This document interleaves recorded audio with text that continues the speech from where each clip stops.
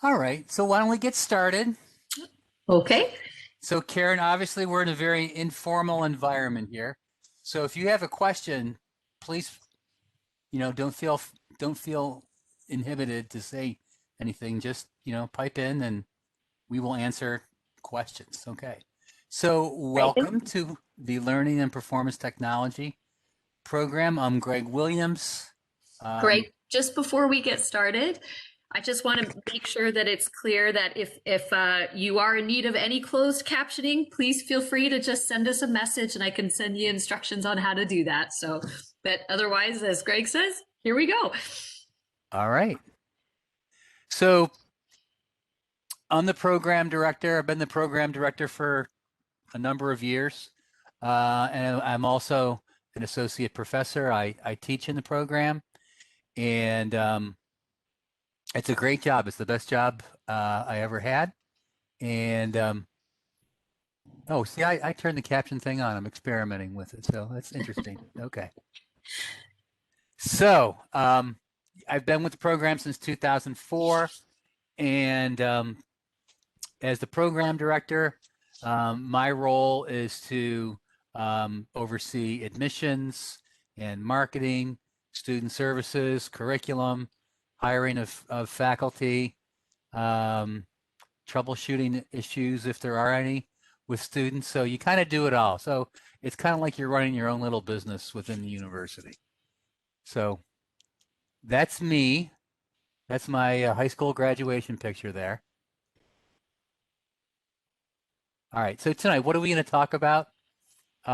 Essentially, we'll talk about the Learning Performance Technology program, what it's about, who are our students, what do you do in the program, how do admissions work, um, how do online courses work with us, what does it cost, all those fun things that we like to hear about. So um, questions are welcome. So like I said, feel free to chime in whenever you have a question or there's something that you don't understand, or maybe we made the whole presentation and we still didn't talk about the things you wanted to talk about. So we will do that. All right.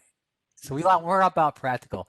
So the program is an online master's degree program. We also have graduate certificates.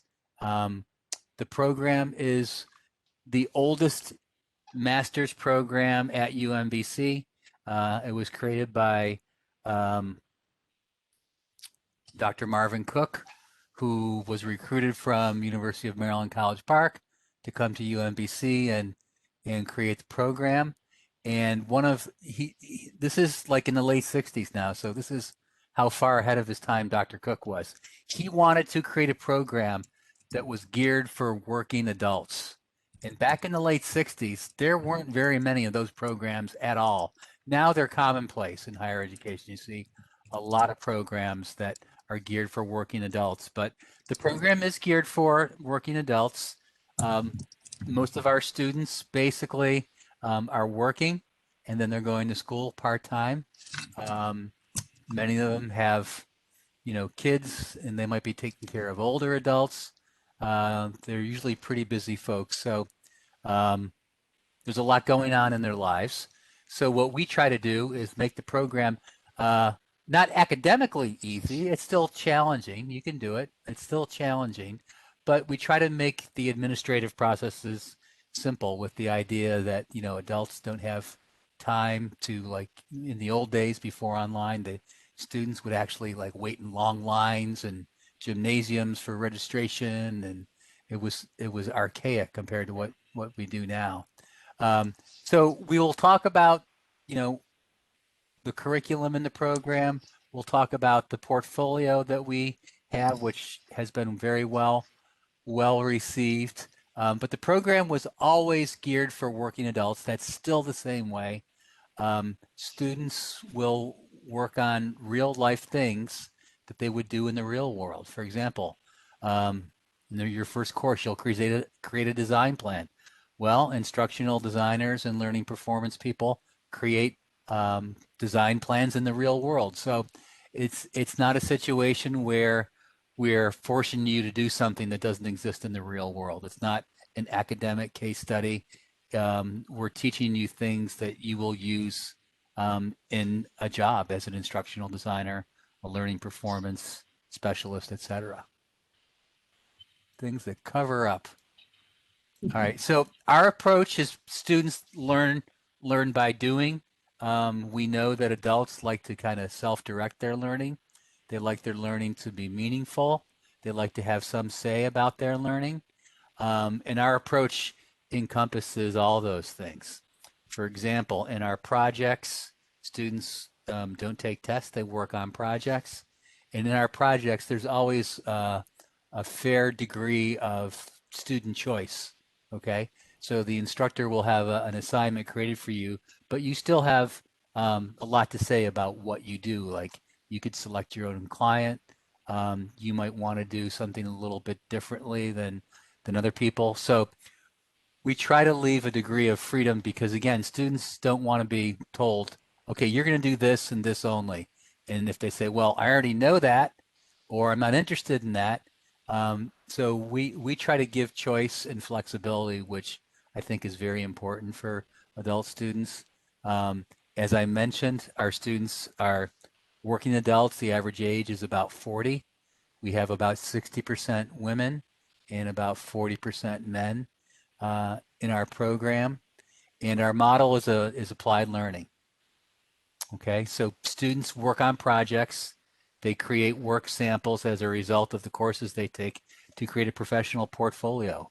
And then the portfolio can be used to document your learning, um, to show prospective employers what you can do. So in an interview, you don't have to just talk about what you know. You can actually show them examples of your work samples. So we think that's kind of a cool way to approach it. And not a lot of schools do this, but we do. We think it makes us be a little bit different. So why learning and performance technology? Well, first, what's learning and performance technology?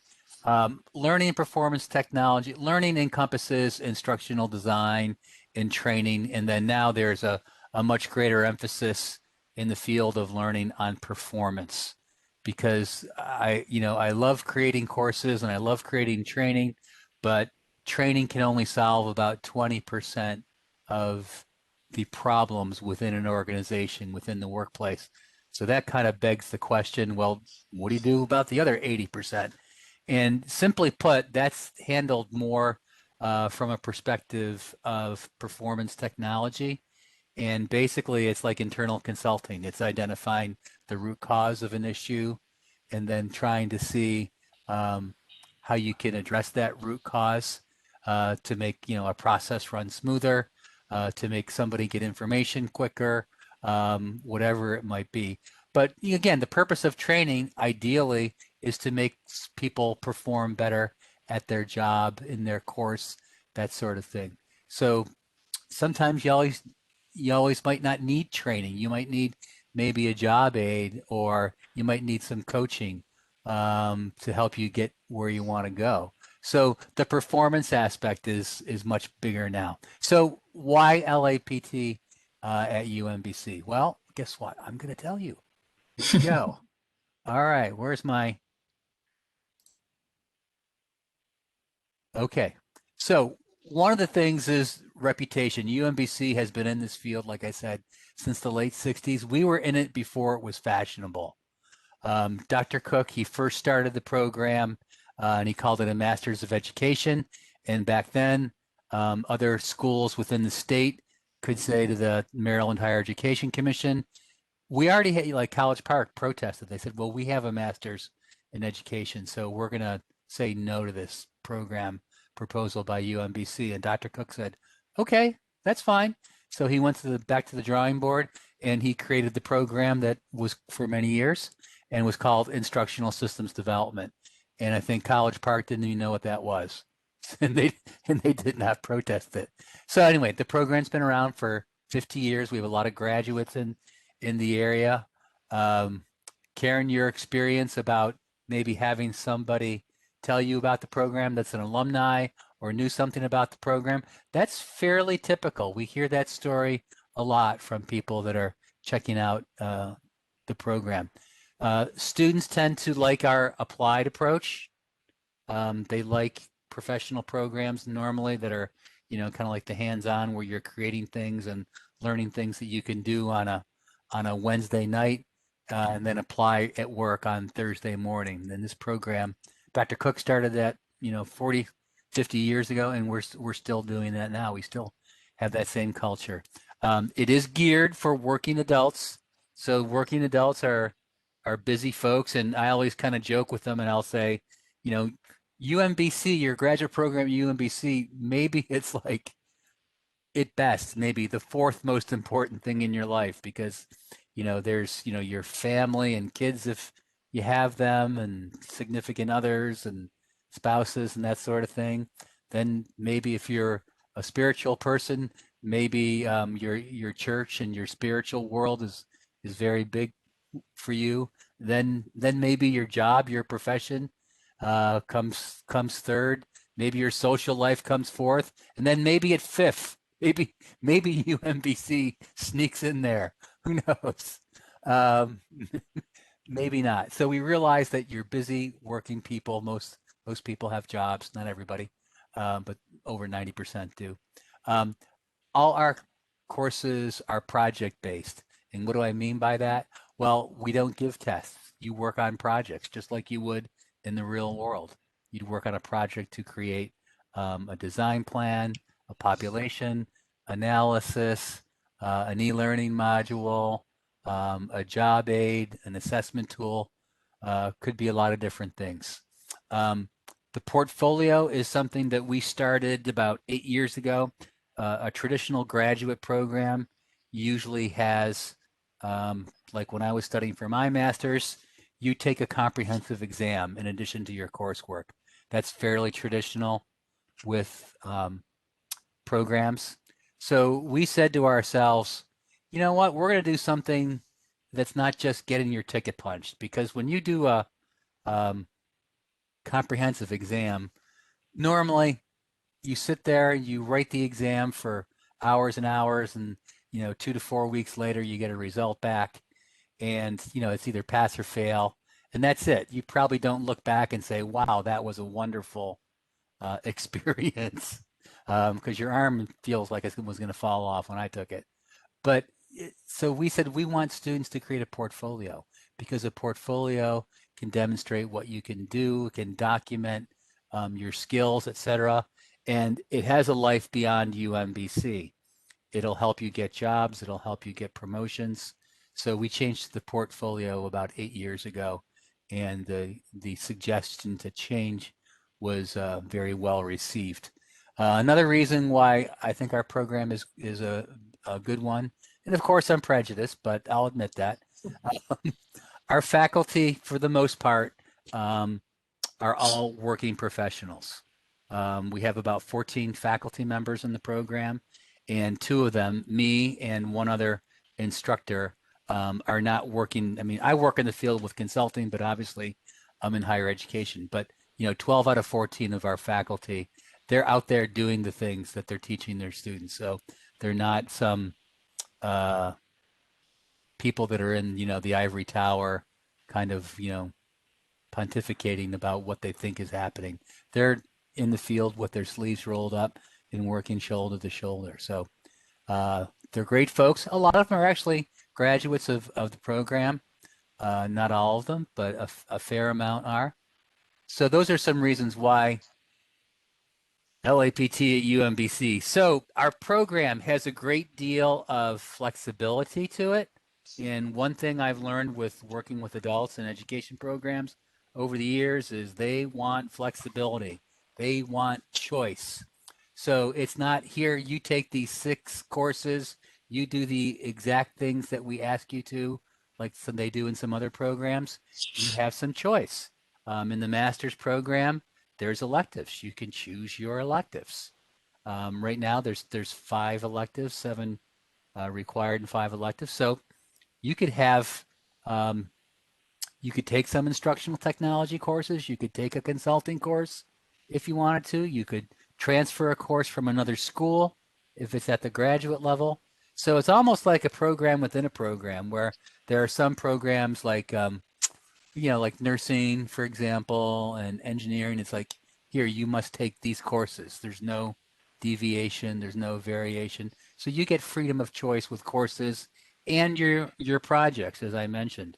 You do have flexibility within your within your course project to kind of customize um, what you do. Okay. So it's not a one size fits all. There's room for individualization in the program. And because we realize that everybody has different goals, they have different interests, they have different values. And for us to say, here, this is a one size fits all is just kind of crazy. I think that doesn't work. So it is not a cookie cutter program. You can have a lot of individual freedom within the program. So admission to the program, the biggest criteria for admission is the graduate school looks at your undergraduate grade point average. And some people usually tell me, but but Greg, I went to undergraduate school a long time ago and I had fun at parties. I probably didn't study as much as I should. I slept late and blah blah blah. And it's like, well, we understand that. We know this. So we look for reasons to accept people, not reasons to reject people. So ideally, what the graduate school is looking for is a solid B undergraduate average. If you don't have that, that's okay. Then you could start out maybe in the certificate program and take a course or two and get a B or better. And then what I do is then I go to the dean of the graduate school and I'll say, well, overall this person doesn't have the grade point average we ideally would like, but they've taken a few courses with us in the certificate program and they've gotten A's and B's. So based on that, they've proved that they can do the work in the program. So I recommend that they get admitted. And I've never had a student get turned down with that approach. So So there's can I ask, what's a solid B? What's considered a solid B? a 3.0 Oh, okay, okay. if you're going on a 4-point scale. Because in graduate Mhm. school, you have to have a B average to graduate, right? Mhm. Just like undergraduate, you can get out with a 2.0, 2.0. Yeah. Okay, thank you. All right. So we look for reasons to admit people as opposed to saying, let's be super competitive and like turn down 90% of the people that apply. We don't want to do that. Okay. So we will work with you. I've had a good track record getting people in the program that maybe weren't overall great students, but then, they kind of went through the process that I described. And usually the biggest thing is, um, 20 years ago, let's say if somebody went to college 20 years ago or 15 years ago, they maybe didn't have the same motivation that they have now. And plus, the other thing that usually is a motivator is who's paying for it.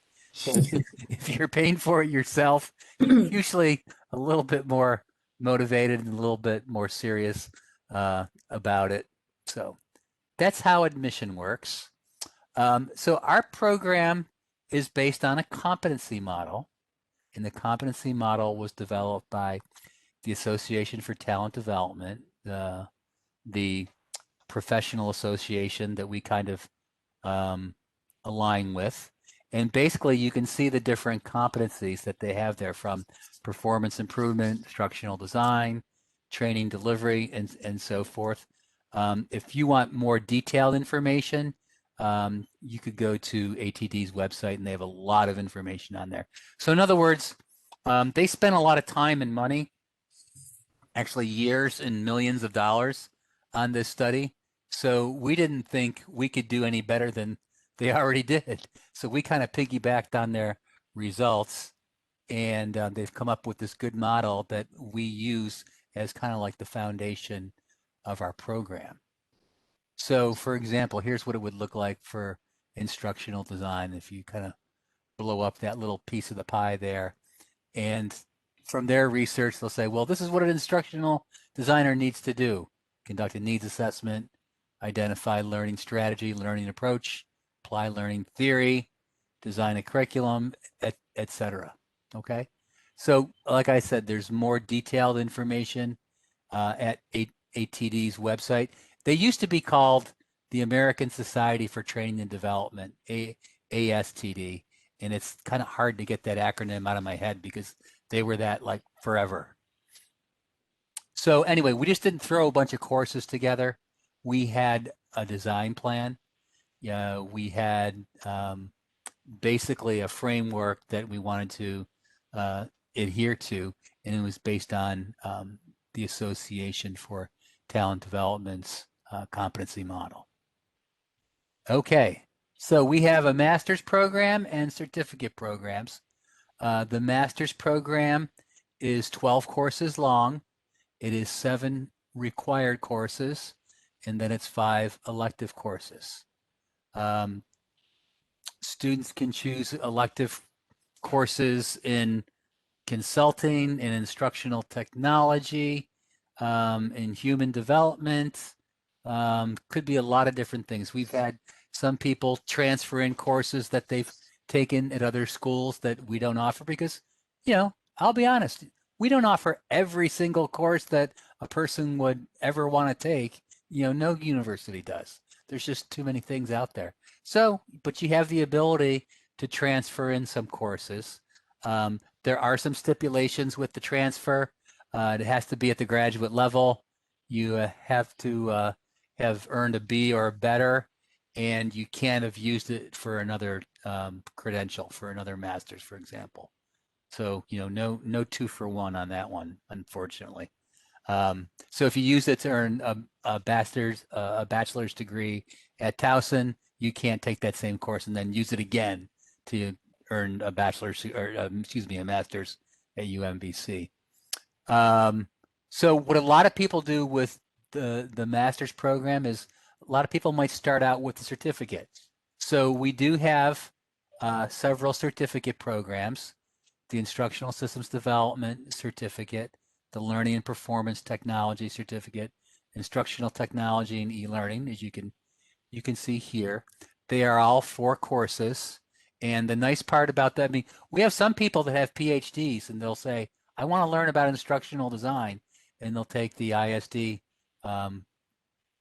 certificate, and they'll say, I already have a master's, I have a doctorate, so I'm not interested in the master's, but I do want to take your ISD certificate or your instructional technology certificate. So they're all 4 courses. Now the nice thing about those is those courses, if you wanted to continue on to the master's, count towards the master's. So by completing one of these certificates, you would then be 4/12 of your way to the master's. Okay, so you can build upon that, and I would say a lot of people do that. They'll take the 4 courses, they'll get the certificate, and then they'll say, I kind of like this, and I'm thinking maybe I'll apply for the master's program. So the good news is those courses count towards the master's. So in that respect, you do get a 2-for-1 for those. Okay. So our program is career oriented. When I first took over the program in 2004, I did a lot of research. I did a lot of talking to people about what they liked about the program, maybe what they didn't like, how could we improve? Was there still a need for the program? What did students and employers think about the program? And what I found was everything that we did for the students, it was all about careers and jobs. Students were here, a lot of them love to learn, but the primary reason was, I want to get a job. I want to do a career change. I want to get a more interesting job. I want to get a more meaningful job. It was all about jobs and careers. That was very, very clear to me. Okay.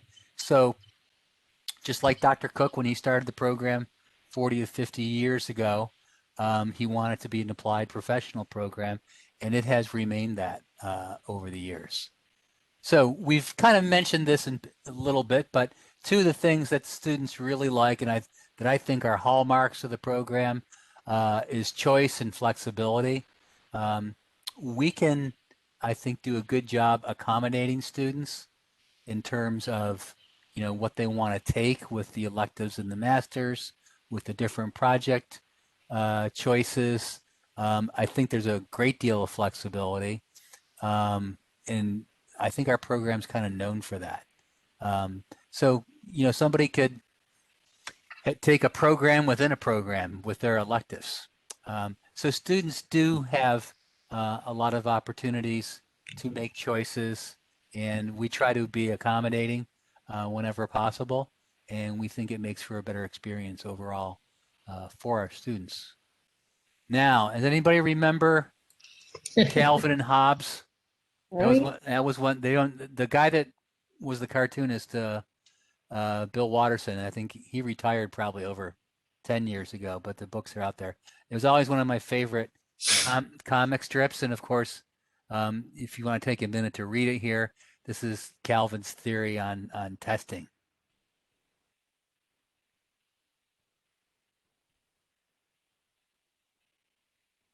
Very cute.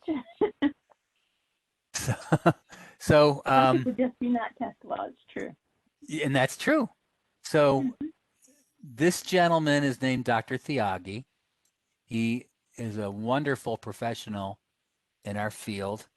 Um, he used to be a professor at the University of Indiana in instructional design, and he started doing consulting, and his consulting was so successful, he quit his professor job at the University of Indiana and did consulting full time.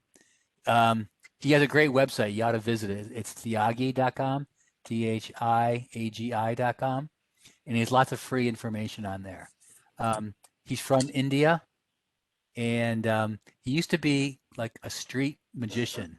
So he's very smart, and he has a knack for educating people and training people, and also being entertaining at the same time, which is not easy to do, but he's really good at it. So basically, what he told me, getting back to Calvin in the testing, was, oops, let me get back there. He said, Greg, do you take tests? He's spoken at UMBC 2 and 3 times. Do you take tests at work?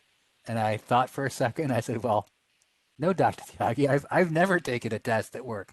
And he said, precisely. So why do we make adults take tests to assess their performance, to assess their skills? And he's right. So we don't make you take tests. We don't have tests in our program. It is a project-based outlook, okay? Students will actually work on projects that you would work on in real life, whether it's creating a design plan, an instructor guide, a student guide, e-learning module, job aids, assessment tools, could be a lot of different things. But basically you work on projects. You will not take tests. No one's complained.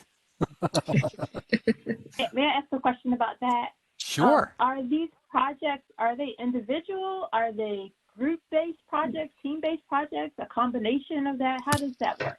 They're individual projects. There are some instructors that will let you team up with another person if you want to do a group project, but you're not required to do that. Okay. What I have found over the years is some students are wary of group projects because they don't want that social loafing phenomenon to take place where, one person kind of sits back and doesn't do very much, and the other 2 or 3 members in the group. So there are opportunities for group projects, but they're voluntary on the student's behalf. You're not forced to do group projects. Okay, thank you. All right. So yeah, you work on projects, and at the end of the course, you typically will have, at least 2, maybe 3 or more work samples that you created in the class that you can put in your professional portfolio, which is kind of cool. All right. So there are field experiences, and by field experience, it's you could call it an internship. Okay. So we do have field experiences and internship where students work with an organization to actually apply what they've learned. And this can work a couple different ways. Actually, could work several ways. We could have the old school internship where somebody actually spends time at an organization, working as a staff member and training or instructional design or learning and performance specialist. That probably doesn't happen a lot these days just because logistically it's hard for people to get to places. And now with COVID-19, obviously a lot is happening remotely. So the biggest way students complete an internship is um, they'll do it using like what I call a consulting module where they'll sit down with the organization, they'll talk about what the goals of the internship and the project and what are the deliverables, and then once those are agreed upon and written down, where the student physically does the work is, most of the time irrelevant, and we're seeing that now with remote working. And, we've been doing this for 20 years, so I guess maybe we were ahead of our time. Um, and then a student could also do an internship where they work. The only stipulation is it has to be on a new project. It can't be just business as usual. So usually students will pick one of those three options, and then that's how they get their field experience in. And then of course, we always want you to come away from the experience and have a good work sample that you can put in your portfolio. Because in our field, it is not uncommon for employers to ask to see examples of your work. Okay, that's not uncommon. They'll say, well, yeah, show us a design plan, show us an instructor's guide that you've created, show us some job aids, show us an e-learning module. Could be a lot of different things. Okay. So the portfolio, we've mentioned this, and we now offer students the opportunity to create a portfolio. And a portfolio, simply put, it's a collection of your work samples. Okay, that's pretty much it. Um, about a year after we started this requirement, um, I had a graduate call me up, and his name was Sean, and Sean said, I'm so excited. I got a job. It was at a major bank here, and he was hired as their director of employee development, learning and development. And he was very excited. And I said, why do you think, I said, I know you're a smart guy and I know you do well, but why do you think you got the job? And he said, when I showed them my portfolio, they thought it was great because I was actually doing things that they needed done at their organization. And he said the portfolio was the proof that I actually did it. So it does work, and it's very helpful. There are some jobs where it's hard to put a portfolio together. But in our field, a lot of it is, documents and models and things like that that you can share with people. So the portfolio has, I think, served our students well. And of course, it lives beyond UMBC. They don't, in other words, if they have it on a website, it's a website that they have hosted or created. UMBC doesn't come in and say, hey, that's our intellectual property. No, it belongs to the student. The student created it, and they can take that intellectual property with them and do whatever they want with it. Okay, it's theirs. We do have faculty members as well as myself will uh, do mentoring with students, because what happens I found is a lot of what we learn in classrooms, usually that's called formal learning, but a lot of what we learn as professionals and as human beings is informal learning. Okay, and a lot of that can occur outside of a classroom. So a lot of things we learn in our life doesn't take place in a classroom. Like when we learned how to speak, our parents didn't sit us down when we were toddlers and say, okay, Greg, sit down. We're going to learn how to speak today. I want you to, repeat this sound that's going to come out of my mouth. Well, we don't do that. We don't have how to speak classes. It just happens informally. Okay. So we do mentoring with students because situations would come up where students wanted guidance and help and feedback and ideas and want to bounce things off other people. And so, we've done that over the years, and we think that's kind of a good addition to the program. It's done informally. We don't have a formal mentoring program, but I think it's one of the things that our faculty does very well, because our faculty are very experienced. A lot of them have worked for very well-known organizations like Booz Allen and Hamilton and IBM and Johns Hopkins Healthcare System, and you name a major employer, and we've had faculty work there. So it's our mentoring. So just having mentioned faculty, there's a lot of things that I do for the program that probably don't have a big impact, but they need to be done. But the thing that I do that I think is the most important thing is selecting faculty, because we could have a perfect registration process, a perfect advising process, and if I mess that up as the director, that's probably not going to be a major deal. But if I hire the wrong people to teach, that is a major deal. Our faculty are working professionals. Most of them have been in the field 10, 15, 20, some more than 20 years.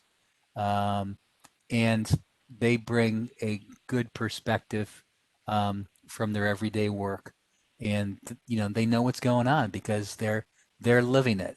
As I mentioned before, a number of them are graduates of the program, so they kind of know how things fit in. And we're very proud of our faculty. We think they're terrific. Student services. Besides the academic program that we put you through, you also have experience with student services, and I think we do a good job of providing assistance for students because we are a state bureaucracy. We're a large state organization, and government and bureaucracies aren't always the easiest organizations to navigate for customers, for users. And we think we do a good job by kind of guiding people, taking them by the hand, introducing them to people in a different office that can help them. That's the action person. So some of you might know Renee. Renee is our program coordinator, and she's in the front line, and she's the one that's helping students directly. The other thing too is not that I'm any great shakes, but a lot of my colleagues at other institutions, they don't even have their phone number or email address posted. In our program, it's like, if a student wants to call me, they can call my number. Guess who answers the phone? I do. I don't have an administrative assistant answer it. I answer it. I talk to students. They can talk to me directly. That does not always happen in other programs. So you could draw whatever conclusion you want from that. But so we're there in the front lines. One of the nicer stories that I like about student services is after a graduation once, there was a reception, and there was a couple, a husband and wife, that they both graduated and got their masters. One got it in instructional design, the wife, and the husband got his, and I won't name the program. And so Renee was there, and the lady said, "Oh, Renee, it's so nice to see you. I've talked to you on the phone, but I've never, you've been so helpful for me over the years with, getting me straight with orientation and advisement and registration and, the bookstore and et cetera, et cetera." And so she was, very thankful for that and grateful. And her husband said, "Well, who's that lady?" And she said, "Well, that's Renee. She works with the instructional design program, and she helps students with this, that, and the other thing." And the guy said, "We didn't have anybody like that in our program. We had to do all that stuff ourselves or figure it out on our own." So anyway, we do kind of have a service, oriented program. So, because we want you to have a good academic experience, we also want you to have a good customer experience. And, in higher education, sometimes customer is a dirty word. They don't like to No, they're not customers, they're students. Well, they pay for something. I know they're not like a customer at Walmart, but the, they there's aspects of them being a customer, and I have no That's true. problem with that. So I still, it all sounds good, but I still don't have a clear sense of what student services is. Is that I have the ability to reach out to someone if I just have any questions, or Yeah, that would be that pretty Renee. much it? She's Okay. the point person in that. And usually, because right, because like Renee troubleshoots a lot of things like if somebody has a problem with their bill or if they're Okay. trying to register and they can't get registered, there's a hold on their registration. Well, rather than you search the website for 3.5 weeks to try to figure it out, you could just call her or email her, and she usually Oh, could that's take great. take care of like 99% of the issues pretty quickly for Hmm. you. Hmm. That's great. That's great. So it's almost like um, she will be the person to either point you in the right direction or kind of take you by the hand and kind of help you through the Hmm. process. Hmm. Okay, Yeah, does that I went. help? Yes, it does. Thank you. Okay, great. All right. So cost, that's always a factor. So one of the nice things about the cost is a few years back, um, they changed. Oh, where am I here? I'm ahead of myself. Regional tuition. All right. So it's based on whether you're a resident of Maryland or not a resident, but roughly it's about $2,000 a course. If you're not a Maryland resident, it's about 3,500 a course. And books, we try to keep the cost of books pretty low, but roughly it's around a little over $100. Okay, and books are usually expensive these days. It's not uncommon for like an academic textbook to cost $200, for one book. We don't have a lot of books like that. Okay, our book costs are pretty low compared to some other places. Um, there is a program called regional tuition, and regional tuition gives you the same rate. In other words, if somebody lives in the District of Columbia or Delaware, they get the same tuition that a Maryland state resident would pay, which is a pretty good deal. So then they get more specific for Northern Virginia. If you live in one of those counties on there, you get that regional tuition of a Maryland resident. Okay, so that can save you like $1,500 a course. Okay, um, Pennsylvania, I'm we have some counties there, so I'm not sure how they picked these counties. I don't know how that happened. There might have been some politics going on there too. I have no idea. But anyway, it does give you an opportunity if you live in, let's say, Delaware or DC or in Fairfax, Virginia, Falls Church, whatever, to save some money. So we think that's a step in the right direction. All right. So our field has been identified by U.S. Department of Labor as a bright job outlook. Okay.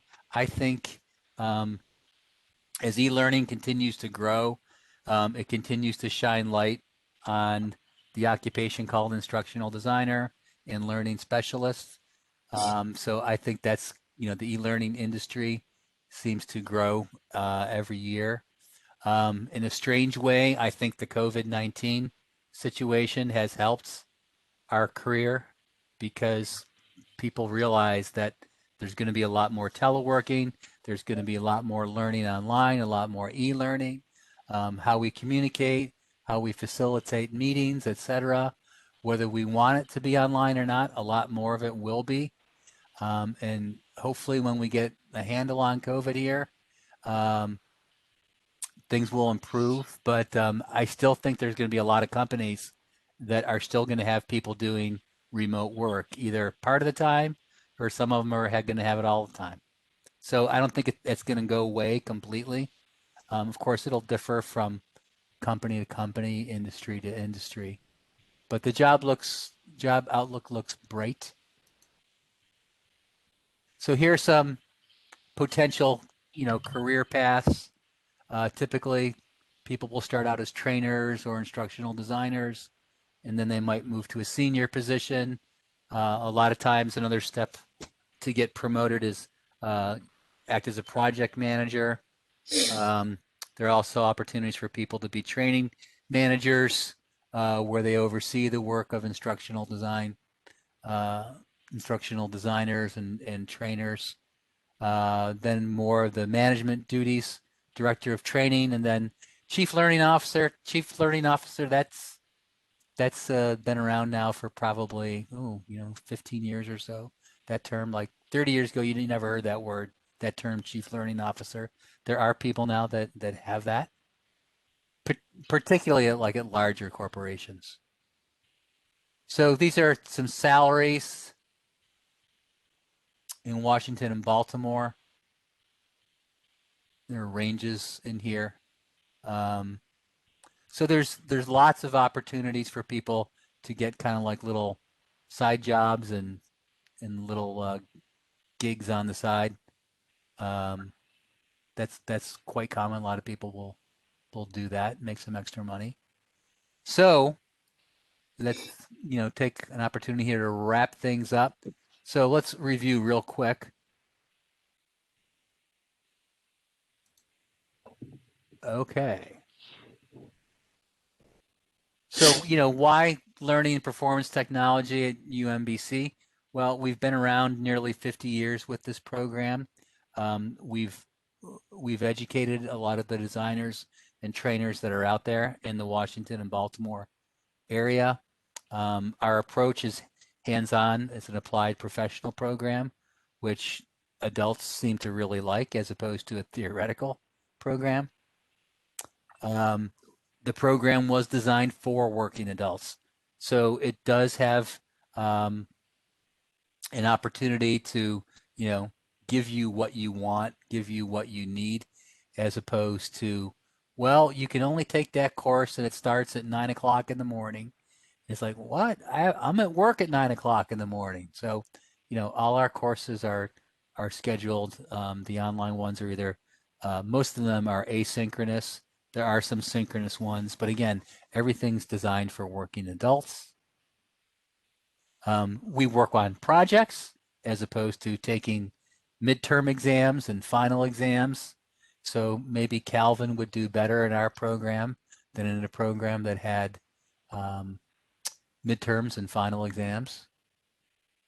The portfolio we think is a great addition to the program because it documents your skills and your expertise and can be evaluated, can be assessed by potential employers.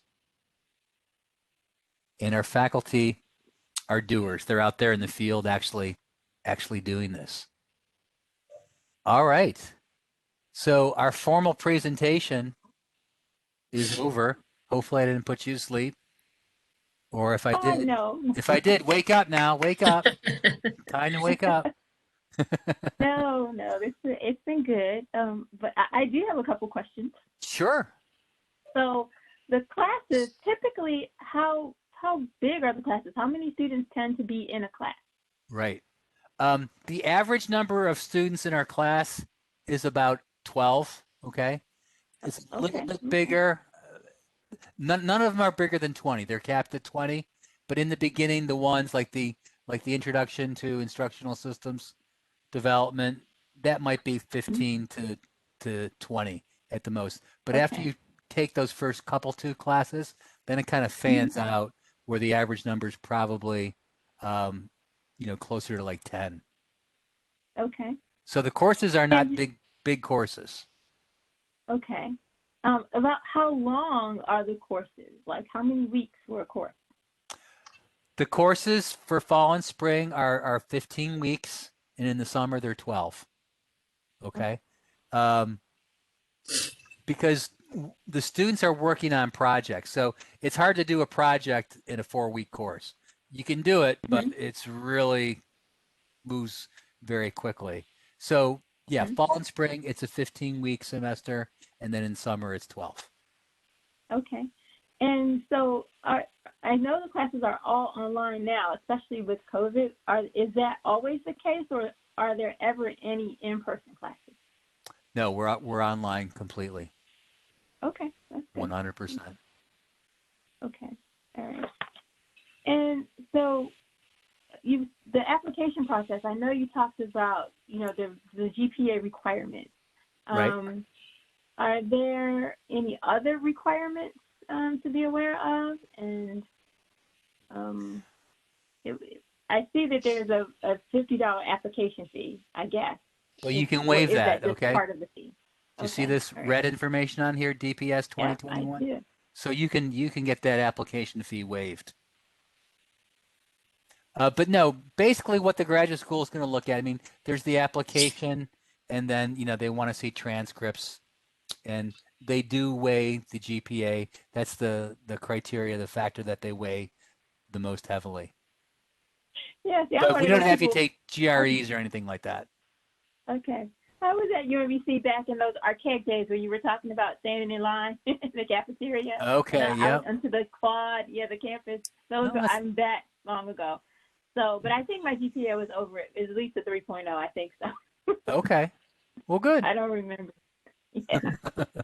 It's so long ago, it just seems like it's not relevant. But I know you have to have some requirements. So, Yeah, I mean, we don't I require the graduate record exam, the GRE.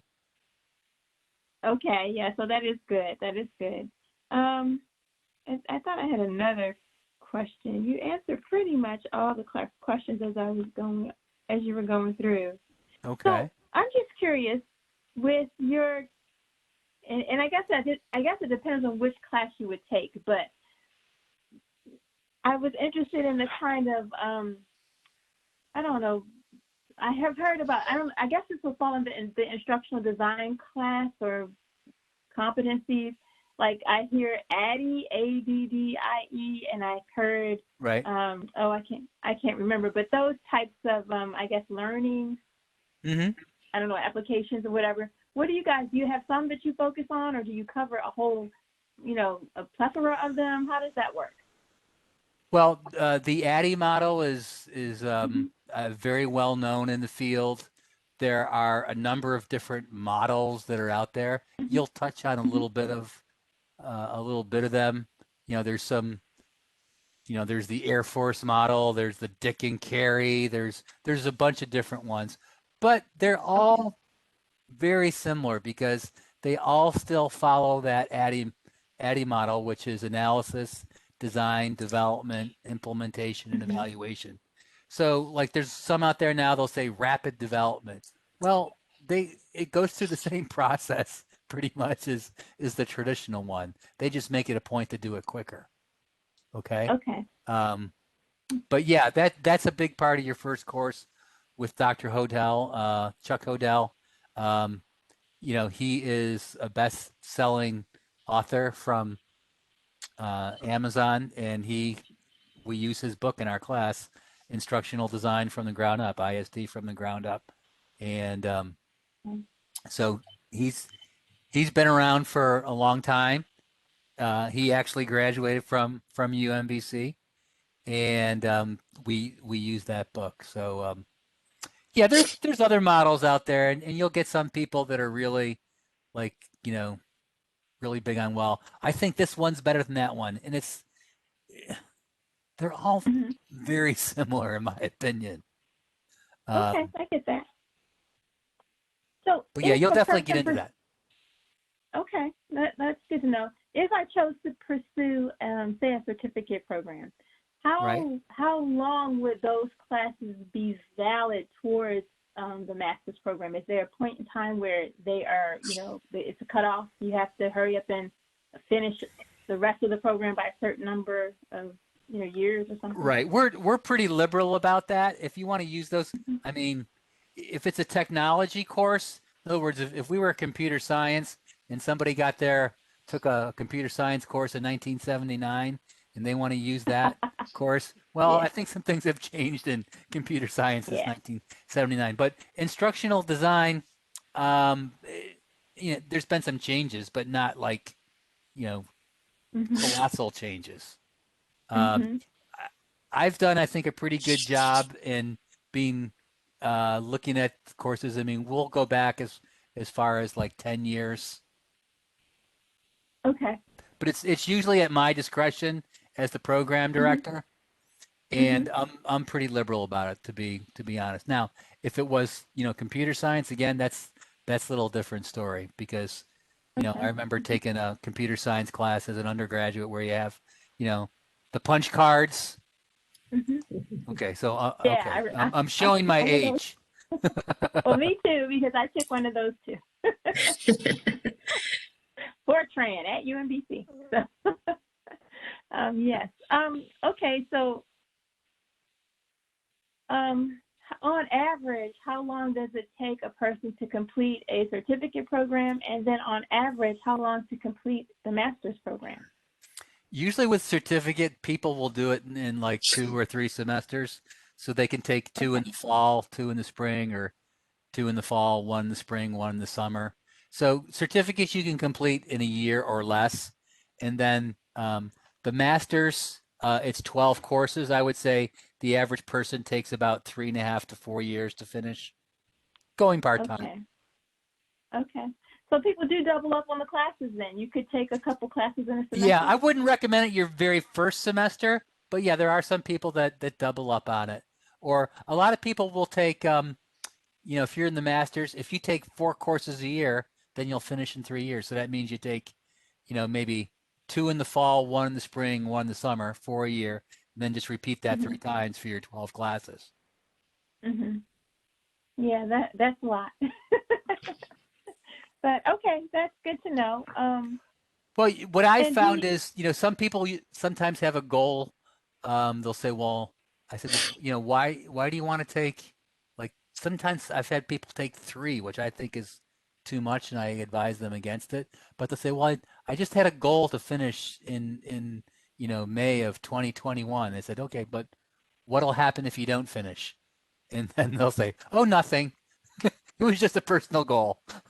And I said, but you oh don't want to yeah, put yourself in a bad position because you made an arbitrary decision to graduate in May as opposed to, a year from May. right, right. No, that all makes sense. I don't have those kinds of goals or aspirations. Okay. Um, Okay. right now I'm interested in the certificate program, so we'll Okay. see. Um, All right. you know, but this was Well, very informative. I all appreciate it. I right. feel like, I was your only only person here, so you're only one person audience. So it was very helpful. So thank you very much. You had our Maybe that's undivided attention. I did, and I really appreciate it. This was good. I have been looking I'm checking around other places. So I did check at the other one of the other universities, and then the UMUGC. I just decided that was not going to work for me. I did look at I'll be honest, Towson's program, but they didn't have anything like this. At least nobody.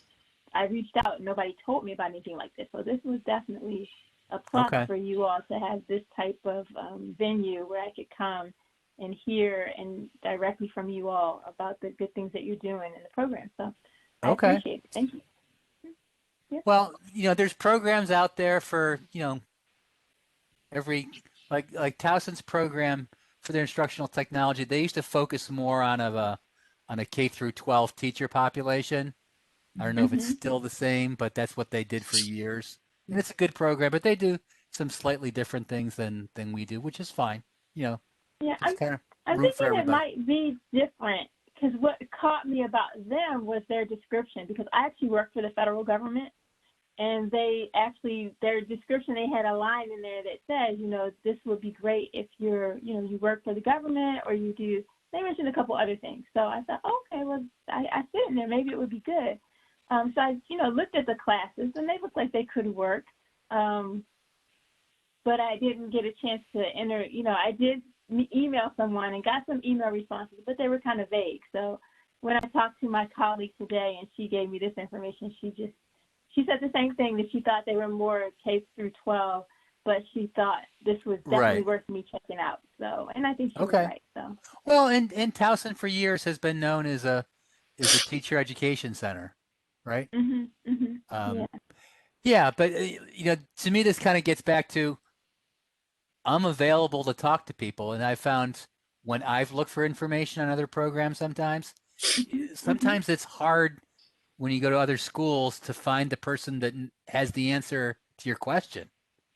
A lot of times Well, you get that's somebody true. that, you know, they don't really know, or they work with Mhm. 5 different Mhm. programs. And Mhm. so anyway, so as far as access goes, there's how to get in touch with me. And actually that's my cell phone. See, that's how trusting we are, because if you called my office phone, I'm not going to be there. I'm working Okay. at home. So that's my cell phone, and that's my email. If you have questions, feel free to call me or email me. All right. I have one last question. Do Okay. you? And I know I'm past the time, but if you can answer this really quickly, do you all? Is it? I was actually trying to see if my employer, my office, would pay for a class. Do you all know? Does that happen sometimes? Do you have like Oh where an yeah. employee or the government? Okay. Didn't Yeah. know if you all did that or not, but Oh okay. yeah. I mean, yeah. If they can pay for it, yeah, take advantage of it. We like to call it OPM, other people's money. Yeah. So And yeah, where would I be? I'm going to try to see if I can, but if not, okay. I'm assuming if I poke around on the website, I'll be able to find a course, a class listing, or when classes are offered, I guess, on the yes. website somewhere. Okay. Okay. All right. Well, All thank you, right. Dr. Williams. And All right, Karen. Good to have you here with us tonight. thank you. I appreciate it so much. I hope you both have a great evening. All right. Thank you. We'll Thank see you. ya. Bye. Okay. Bye. Okay.